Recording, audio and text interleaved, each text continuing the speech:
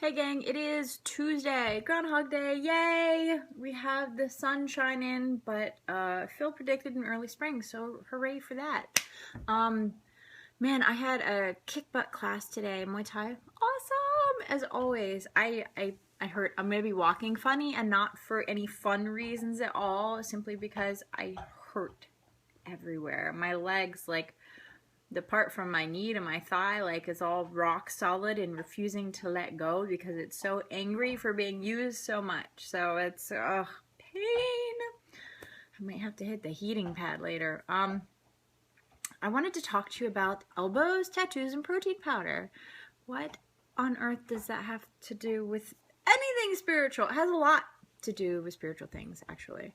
And I was thinking in class, because we don't throw elbows in class normally in Muay Thai, but that is a tremendous traditional part of the Muay Thai practice versus kickboxing. Kickboxing, you don't throw elbows. Elbows are pretty strictly known as a self-defense kind of thing as far as, you know, martial arts goes, until you get to the MMA fights. And even then, you don't see them used often. You know, it's not jab, cross. It's not a kick. It is literally an elbow. And as he was going through the drills, showing everyone slowly how to proper technique, where you want to hit, it's not actually the point of your elbow, it's right here. And I was like, wow, that seems super dangerous. And I got to work with Little Ninja today, and he did it fast, and I was like, Jesus Christ, man, don't hit me in the face with your elbow. And he laughed. He's like, I'm not going to hit you. I'm like, yeah, but when I see your elbows coming towards my face, like, my survival instinct kicks in, and it's like, get your elbows away from my face. I'm not going to show you, but man, elbows are supremely dangerous. Like a lot of things in life that we don't think about. As far as our spirituality goes, I feel like things sneak up on us, like elbows that typically are purely used in self-defense. Although, if I ever get into a fight, let me tell you, I know the best elbow strike that I'm going to use for that fight. But, you know, unless it's a life or death kind of thing, am I going to use it? No, because it's vicious, brutal, and evil. And like a lot of things that sneak up on us in life, they too are vicious, evil, and, you know, we don't expect these things. Nobody expects to be elbowed in the face unless you're in an MMA fight, and even then I would hope that your guard's a little better than that. But think about it. If you sit and you think, the other day, for no reason, an emotion snuck up on me. I was super just like dark side, just very melancholy, kind of sullen, kind of down, but not really like sad down, not even like angry down, just down. And these kind of things sneak up on us, you know, spiritual wise, and kind of suck the life out of you for a little bit and change your mode of thinking. And if you have to make decisions in that mode of thinking, you're kind of screwed, right? Because you can only see tunnel vision one thing, like an elbow coming at your face.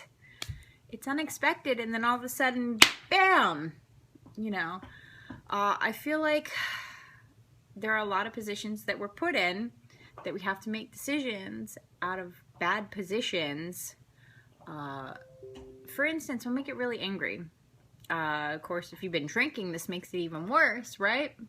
If you get really angry or even really sad, especially when we experience loss, and we have to make decisions after experiencing loss, which is cruel, really, on so many different levels. It's an elbow to the face. Seriously, it's an elbow to the face, and our spirituality suffers because we weren't prepared to take on these things. Same thing with the elbows. You're never prepared to take an elbow to the face. There's no defense. You move, right? You gotta get out of there. And I feel like we have to create these safe havens for ourselves spiritually and emotionally and even physically. You know, a lot of people have meditation rooms. They have reading rooms. A lot of professional mediums do readings outside of the home so that they have a safe, sacred space. Not everyone can do that. I get that, trust me. So we design rituals, cleansing rituals. You know, a lot of people use smudging in order to prepare a place for a reading. It kind of helps to sort of protect us from the elbows of the underworld. It was a crazy morning, very crazy morning. But I also wanted to tell you about my protein powder. I've been wanting to try this for a while. A lot of the guys at the gym have been using Vega brand, and they just came out with a whole new line, which is fantastic because the one tasted terrible, like beyond terrible. But this one isn't bad. It's berry flavor, and I eat it in my yogurt with my hemp seeds, and it looks like gruel. Like this, it doesn't look appetizing at all. And I have to remind myself, you know, people don't use protein powder for fun. People use protein powder for their health, to gain weight, you know, to stay healthy and fit. And for me, it's an attempt to try to gain weight. A lot of things haven't been working. I did gain a few pounds on the junk food diet, and that was great, except that it really wasn't good for me at all. It was a whole lot of sugar and a whole lot of processed foods. And even though my hormones loved it, my body did not. So I'm still kind of recovering from that, I feel like. But yeah, it's pretty good. I mean, Vega has a great reputation, and like 28 bucks, that's not bad. But again, I wouldn't take it with water. No, yogurt. Highly recommend yogurt. Water, no. I don't know how anyone can drink any of that crap with water. It's terrible, terrible. Smoothies, maybe. Yogurt works. You know, I usually have to do it in 2 sittings because choking that crap down is hard. It's very hard. But I just keep telling myself, you know, getting to 140 one way or another, you know, healthily. I'm trying to do it healthily. Yeah, it's one of my big goals for this year is to hopefully get up to 140 and maintain it in a healthy manner. It's not working so far, so try a new thing. Tattoos, man. I read an article about tattoos and discrimination in the workplace, which is so mind-blowing. So mind-blowing to me because almost everyone I know is tattooed. Literally, almost everyone I know is tattooed. The older folks, not so much. But almost everyone I know in my age range is tattooed. And I don't judge someone else for the tattoos unless it's on their face. If it's on your face or your neck, I still probably will judge you.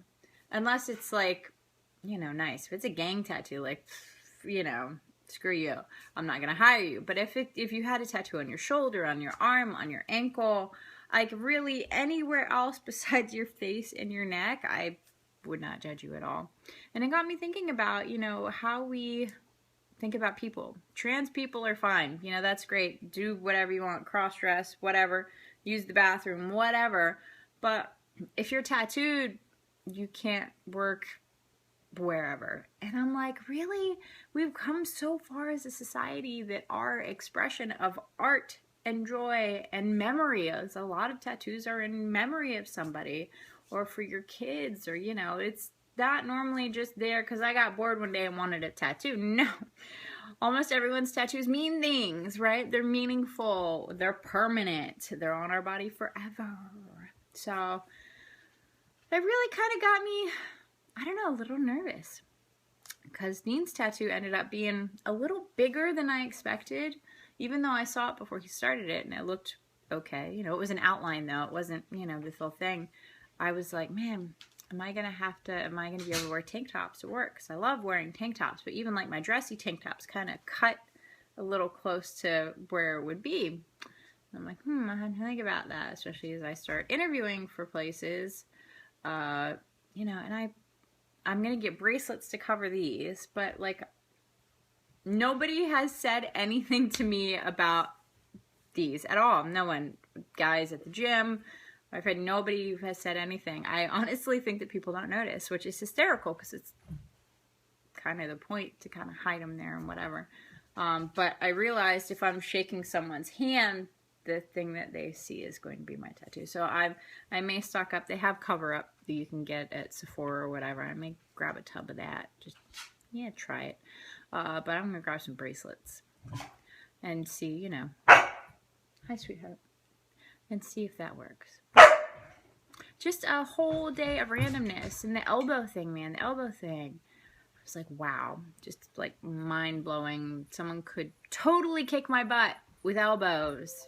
My face more than that. Gracious. And it you know, made me think about all the other things that catch us off guard that we don't think about. Or on the flip side, how powerful we can be if we use the tools that we have that we don't think that we have. So kind of ponder that today. Random video. Yeah, enjoy the random video. I love you guys. Have a wonderful Tuesday. Have a wonderful Groundhog Day. And I can't wait for an early spring. Please, please, early spring. I'm so sick of winter. Love you guys. I'll talk to you soon. Bye.